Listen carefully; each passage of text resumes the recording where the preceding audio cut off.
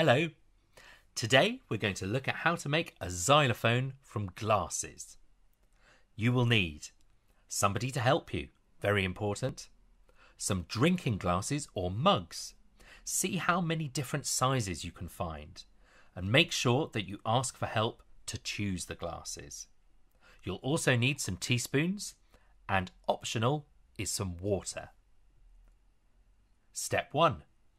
Tap the side of each of your glasses with your teaspoons and listen to which glasses make a higher or a lower sound.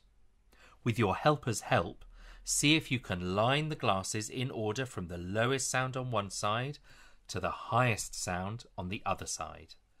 I discovered that it's not always the biggest glasses that make the lowest sound. Step 2. Try playing some games with your glassy xylophone. Get your helper to close their eyes whilst you tap one of the glasses and see if they can guess which one you played. If this is too easy, try playing 2 or 3 glasses one after the other for them to guess. You can also change whether the glasses have a high or a low sound by pouring some water into them. Add a little bit at a time and see how it changes the sound. Try making up your own tunes by yourself or with somebody else and record yourself playing them. Try also playing 2 glasses at a time and see which pairs make a really nice sound together.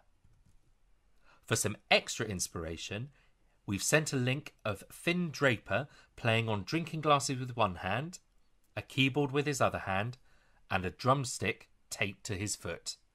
Enjoy!